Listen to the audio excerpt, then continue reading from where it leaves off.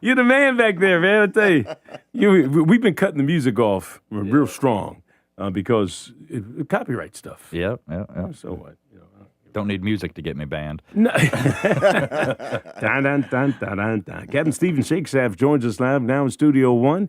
He's the Public Information Officer for the Fayetteville Fire Department. Not to be confused with the police department. They just graduated 20 new officers yesterday from their BLAD. We're excited. We're going to be celebrating graduation of about 6 new firefighters next month on the 15th. So yeah, it's a big deal, and it takes time to get everyone through those processes. But we're always moving in the right direction, and Fayetteville the police department is always recruiting. I guess it's a nonstop. Yeah. We're in the process of both hiring firefighters off of our current list and recruiting for next year all at the same time right now. So applications are opening up in September. Be ready for that. I know you have some information you want to share with us, but before you do that, we were just now talking about the fire hydrant situation. It's kind of been brought to my attention. I guess it's been going on for some time now because there's some reports of this being an issue back in 2009, that there's questions being raised about whether some fire hydrants in Hoke County have adequate water available for firefighters. And so we're going to dig into that a little bit more.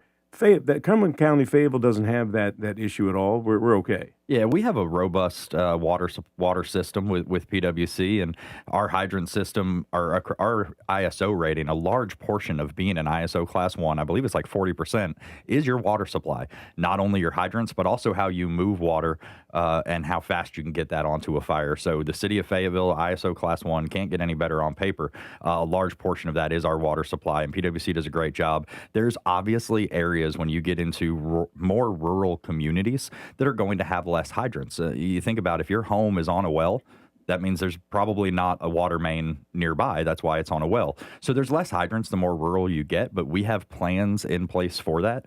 Every fire truck in the city of Fayetteville has 1,000 gallons of water on it, and there's 3 to 4 fire trucks per fire. So there's more than enough water. We have support with the county and their tanker task force in getting water tenders to the scene. And we actually support Hoke County, and this has nothing to do with this hydrant issue at all. We've been doing it for years.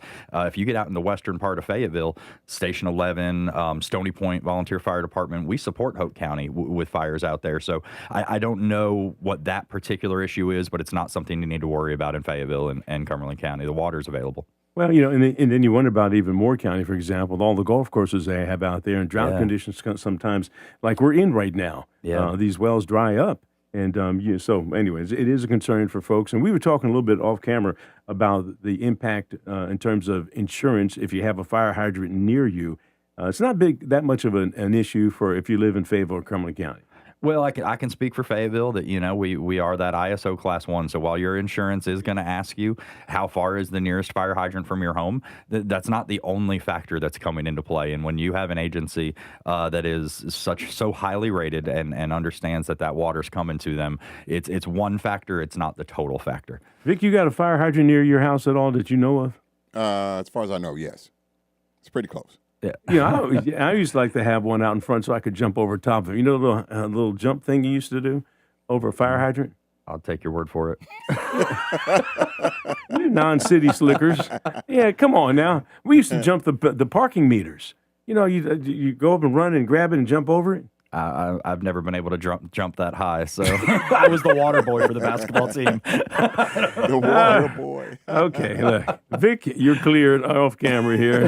You can get back here with the water boy here. Hey, speaking of water in the tankers, a lot of people don't understand how that works because you see a fire, it's in a rural area. Let's take like a brush fire or something like that, or you don't understand how much water it takes to put a fire out. Yeah, and kind of talk about that a little bit because I see a house burning and you bring a tanker truck back and boom, you start working. So the great part one of the great news things I was going to share today, I kind of wish I come in on Good News Friday because I had some good news to share with you, is we have received accreditation from the Commission for Fire Accreditation International for the 4th time last week. We received our accredited status. And part of that accreditation is everyone hears, what is an accredited institution, right? It just means they're vetted normally, right? For the fire service, it's not only vetting what we're doing, but it's also that continuous improvement plan because on paper, we can't get any better. I said a few minutes ago, we're an ISO Class 1. There's nowhere to go, but we know we can get better. So part of that plan is all these things you're talking about, how we move water, how we respond, how we allocate resources. And the city does what we call risk assessments of areas. So if you have a area of the city that is very dense and has a lot of buildings with a lot of fire load, we have what we call a fire flow calculation. How much water will it take to put out this building, or these 3 buildings burning at the same time? It's called a risk assessment. And we plan that out for the entire city in advance. And we know about, there's always the unknowns, but this is how much water we're going to need. Is it available? And if it's not, what is our plan to get it there? I talked about our fire trucks all having 1,000 gallons of water on them. That's all part of that accreditation process, is us assessing our risk in our community all the way down to this many buildings is going to take this much water to put out. It gets that detailed, and we have plans in place for that. And it's been that way for, now we're going on 20 years. This is our 4th accreditation. Each accreditation window is 5 years. So we're 20 years into this. Yeah, and a lot of people don't take into consideration what are the houses made of. I mean, when I was at Fort Bragg in the old division area, it was all made of 2x4s and planks. And we always used to say, I remember my platoon sergeant and I said, man, if fire starts in here, get the guys out because she's going up because these are World War II era buildings. The wood is seasoned, and I guess it's the best way to do it. The sun's been beaten down on it for all these years, and that made it for good kindle. Yeah, but actually, on the flip side, there's something we call them legacy construction and modern construction, right?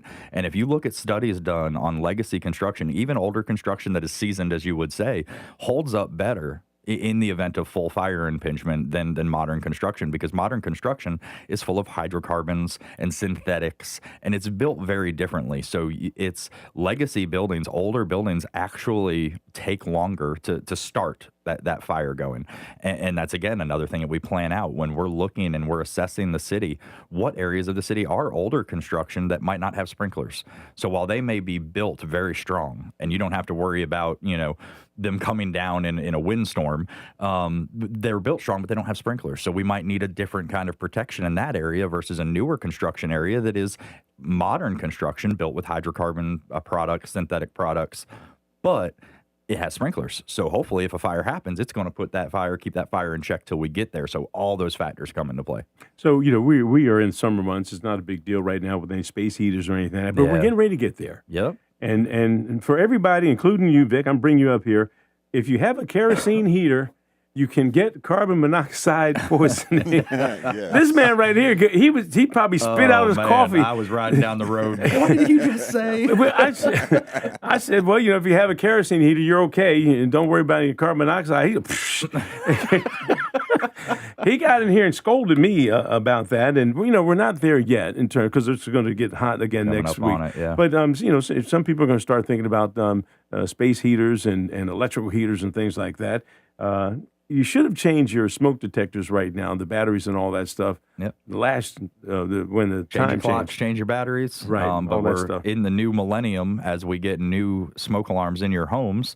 It's got a 10-year battery. So all you need to do is test it once in a month and hopefully don't have to worry about changing the batteries as you get those new alarms. I tell you, it's pretty amazing how technology changes everything that we do. So you've got these things going on. You got a new class coming up. What else you want to chat before I give you the boot? Yeah, so we're super excited. Like I said, we are both onboarding the next fire academy. Hopefully, getting 15 new firefighters into training over the next month, and then recruiting for our 2027 hiring season. So that process starts in September of this year. September is going to be the time to apply, and I am out recruiting hot and heavy all over the state, as many places as I can get to bring in firefighters from both locally and around the region that want to come serve Fayetteville. So you go out and steal people who are firefighters already at different places? So well, I don't maybe like not to steal. say steal. You incentivize them. The thing about the fire service, when it comes to professional agencies, yes, we faced staffing challenges. Everybody faced staffing challenges and really the retention of folks over the last 5 or so years. But it's a competitive business. It's very competitive. So like when I wanted to be a firefighter 20 years ago, I applied all over the place. And the first place that called me back was Fayetteville. Thank God, here I am 20 years later, happier than I could ever be. But we're not stealing them. We're just offering them opportunities because let's face it, the average major city, if you look at the 6 largest cities in North Carolina, we're probably only able to hire 10 to 15% of the applicants. So I want to offer young people and old people alike, I say people with more wisdom alike, opportunities. I want to make sure they know those opportunities are available. And the cool part about Fayetteville is what we offer those employees that they may not be able to find somewhere else. So you may go work for a smaller agency that is an awesome place to work, but they might not be able to offer you the professional development, the upward mobility. We're constantly growing. The city of Fayetteville, while times may be challenging, has not stopped moving forward, and we have to as well. So I'm going to offer them that growth. The city and the county have two different operations, but some of the stuff is basically the same. You got to go, you got to come in, you got to sit around, you got to wait for a fire, and you hope that I hope I don't see you. Yeah. Just like when you found out that Gilbert Bay's passed and you start coming in here, you're the kind of guy that we hope I don't have to see other than just have some fun with you talking about. But boy, we need you when the fire's burning. And we want to be out in the community when you don't need us. One of the things that we talk about is our community risk reduction program, where the best way to keep people safe is to prevent the incident from ever happening. So when you have a community watch meeting going on, when you have a block party in your community, whether it's National Night Out or just something you're putting on, these youth events going on in town, we want to be there talking with folks and meeting folks when they're not in an emergency situation and educating them on keeping themselves safe as often as possible. All right, look, it's about time to get out here again, but I was listening to some of the things that cause fires, and leaving the dryer running, having, some of the older folks, especially if you don't clear out the duct. The lint trap, yeah. I mean, that people don't understand that, I'm going to put a load of clothes in, I'm going to go ahead, and that thing is running. It's still running. And then another important one is everything is run by batteries. And so you hear about these, I don't know if it's little scooters and things like that, or charging in the garage, and you don't think about it, or even some of the batteries. And I'm guilty of this, but at least the batteries for my electric lawn stuff. I have a station where all the batteries charge. I've got about a half dozen batteries, but I make sure when the batteries charge, I disconnect it. There you go. So it's still there. It's sitting on the thing, but she's not plugged in. Exactly. That can be a headache for folks. Yeah, and it's as new technology changes, new risks come along, and lithium-ion batteries, while we have not seen some of the issues they've seen in other cities as far as large-scale fires, we have seen plenty of garages, and we actually, not too long ago, we had a truck that was disposing of lithium-ion batteries. A truckload of lithium-ion batteries actually caught on fire here in Fayetteville not too long ago, and those blankets that the city invested in were used on that call. So can't stress that enough. Unplug your stuff when it's charged. Don't leave it charging overnight. Don't have it on your pillow charging where it's heating up on that soft cloth. But at the end of the day, the number one cause of fires remains and is still today unattended or incidents in the kitchen, cooking. So stand by your pan, have working smoke alarms. Stand by your pan. have working smoke alarms, working carbon monoxide alarms, and the city of Fayetteville will provide those for free for you if you cannot afford them. Chief Dove gave his quarterly report last week to City Council, and one of the highlights was Smoke Alarm Saturday back in June. We put in over 130 smoke alarms in 3 hours in the city of Fayetteville in one day, going around knocking on doors. So do not hesitate. Call us. We will come check what you've got, and if it is not good, we will give you at least one free throw it up smoke alarm and carbon monoxide alarm if you need it. You give out the smoke alarms, and I give you the boot. It's good having you here, and that's the way it was. Stephen SHAKESHAFT, Captain Type. It doesn't want to be promoted. Not today. Not today. I mean, I've been known to have an impact on people's promotions. Don't make that phone call. I won't talk. All right, Chief Dub, keep him where he is. You're listening to News Talk 640 WFNC. We've got Fayetteville's most dependable forecast right now with CBS 17 meteorologist Rachel Dunsey. Our Thursday will have a blend of sunshine and cloud cover, with thunderstorms arriving by the afternoon and continuing through the evening with a high temperature of 88.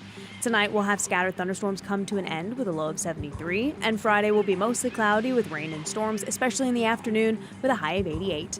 The approaching cold front will stall out on Saturday, which will keep the chance for a few showers around. We'll start to dry out on Sunday, and we really heat up into early next week.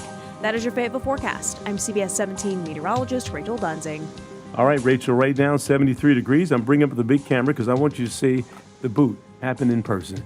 Watch SHAKESHAFT. SHAKESHAFT said he's going to walk out of here right now. Good night. Thank you. We love you. 73 across the board. You're listening to News Talk 640 WFNC. Attention Lumberton, the used car liquidation blitz is on. 1 week only at Lumberton Honda. Get your winning drive and score with hundreds of pre-owned vehicles at liquidation prices. All makes, all models. Credit challenges? No credit? No problem.